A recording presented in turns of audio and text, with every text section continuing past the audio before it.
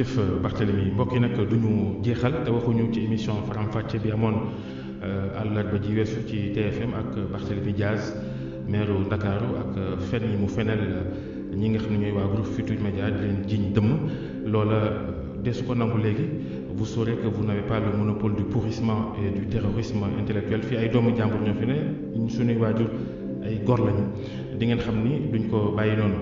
nga ne dañuy faralaate yow Barthélémy Ngom xanaa yow lañ faral parce que 2016 ak léegi def nga fi 37 émissions ah te émissions yi saa yoo ñëwee doo ànd ak sa sago waaye dañ lay gérer 2022 gi def nga fi 4 émissions diggante RFM ak TFM il faut arrêter avec ça def nga fi 37 émissions 2016 ak léegi baadoo la nga mën ngaa fen réew nga ñu ngi fanaan jàmm yéen doog jàmm mbokk yi.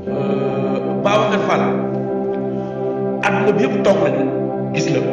nga def sa émission ba mu neex la nga jàkkaarloo ak Barthélémy Dias ko saaga ci journaliste réew nga te li tax nga saaga Barthélémy Dias toog dara fekk la ci xam nga ko li tax nga saaga Barthélémy Dias toog àdduna bi yëpp toog gis la nga saaga mu nekk maire de Dakar nga timbali ko saaga te dara fekk la ci xam nga ko lenn la di xamal waxuma sax Babacar Fall mais waa TFM yëpp laay wax yëpp lu Barthélémy Dias xew na di la fi nekk mais en garde bu leen ñëwati kër Barthélémy Dias muy projet lu mënti xew bu leen fi ñëwati bu leen fi teg seen tànk ndax kilifa yor ay njabootam yor doomam nga toog direct di ko saaga dara fi ko la ci c'est parce que am nga foo ko teg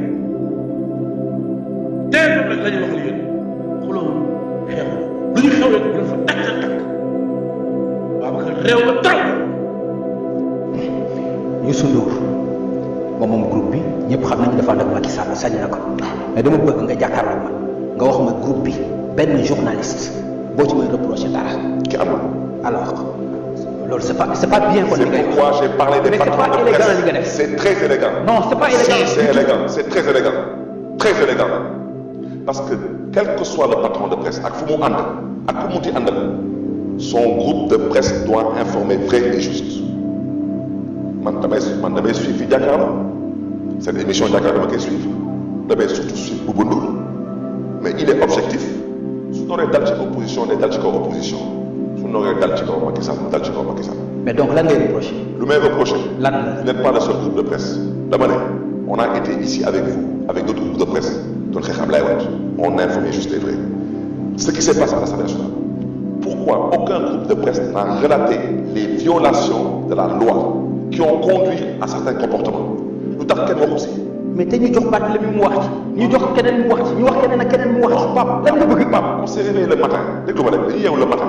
mais ñëpp wax ci Pape. ku nekk ñu jox la parole nga wax ci nga ni lan nga bëgg ñu def. Pape amut Pape man bokkuma ci politiciens yi taxaw di ne man du ma ñëw def émission TFM. mais ku ko wax aussi sa affaire la. non mais xam nga ku wax sa raay la. Pape waaw non Pape ko waxee noonu. si Pape ko waxee noonu. waaye ko rawee naa koy waxee. waaye Pape mais xam nga pourquoi daal. Pape su nekk mais xam nga lu tax.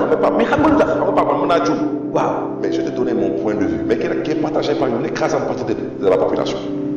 Youssou Ndour tout le monde sait qu'il est APR. oui. mais Jean-Paul Dias il est APR. oui. amut.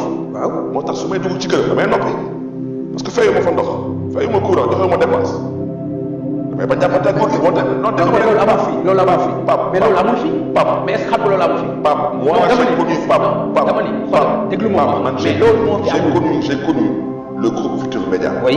Observateur. Oui. RFM, TFM étant un groupe de presse qui critiquait tout ce qui devait être critiqué. Oui. Bi nga ñëw su Ablaye Wade mais tey Macky Sall dañuy def lu ko neex ay di tëj seen bët de temps en temps mais am na quoi mais nag xool bul mer quoi bul mer mais moo am. Barthélémy tu penses que man loolu dinaa ci naan. mais dama wax sama xalaat ma wax la ko. parce que li nga wax dafa amul loolu moo tax ma wax la ko. amul benn mais bon Pape dama lay jox Pape. waaw dama lay jox benn exemple. ok xam nga xale yi bi ñu fi ñëw kenn andu si Pape lu mel ni lu mel ni genre discours yu mel ni ngay wax Ousmane Sonko di ko wax moo ko waral discours yu mel ni ngay wax Ousmane Sonko di ko wax moo tax boo sànni xeer je te laisse parler. donc non allez-y non y a pas de souci yow yaay wax. voilà invité yu xale yi kenn yónniwu leen fi. si non c'est faux. non si kenn yónniwu leen fi. Pape xale yi lu ñuy def ñëpp ko ñaaw. ñu waxee moo tax presse de Macky Sall la non Pape dama ne kenn yónniwu leen fi. Pape wax naa la fi ko Ndour waxoon bés bu fi amaatee ma ne il a raison son outil de travail doit le protéger xale yi lu ñuy def teguñu ko ci benn dëkk teguñu ko ci benn yoon c'est un sentiment de frustration. ok est-ce que Pape xam nga lu gën a bon ci àdduna mooy ngay gis dara muy raam di ñëw nga ne je n'ai rien vu.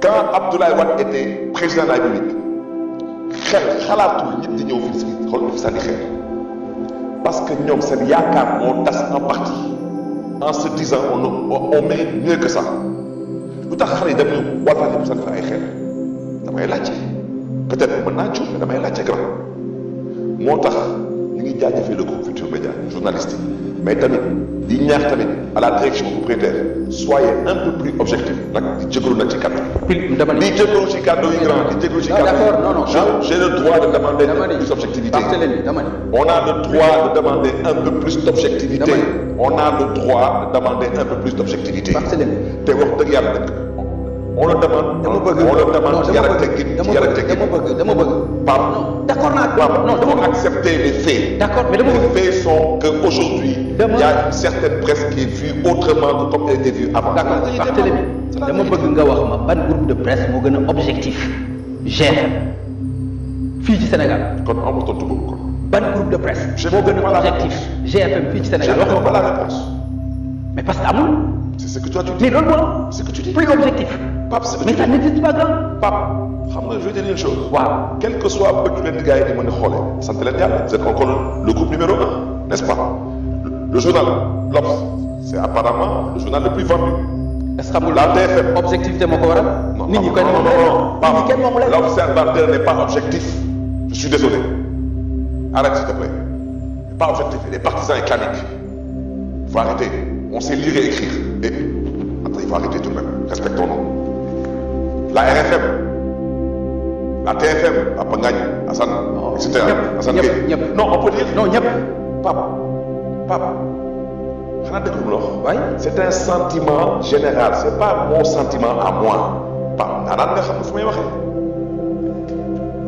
je suis venu vous le dire sur ce plateau ici te Youssou Ndour suma mag la suma kilifa la moo tax dama koy wax fii. mais xam nga ni amul benn groupe de presse bu gën a objectif GFM. je ne dirai pas ça. waxuma sax ci Sénégal. non je ne dirai pas demal fu la ça neex. Pape je ne dirai pas ça.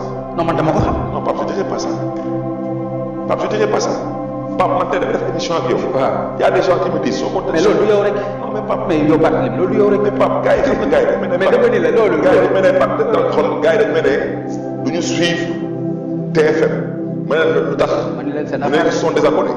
ma ne bon maintenant suivez-moi sur ma page Facebook mais Pape may delluwaat ci lu ma wax gàddu yi su xawee ñagas maa ngi leen di jégalu mais il fallait le dire. mais man ça ne me dérange mais nag ça ne concerne pas que votre groupe. man ça ne me dérange les autres groupes je ne peux pas faire la publicité ici. Nous demandons à la presse d'être objective, que la presse relate les informations telles qu'elles existent. Te bañ a par parloo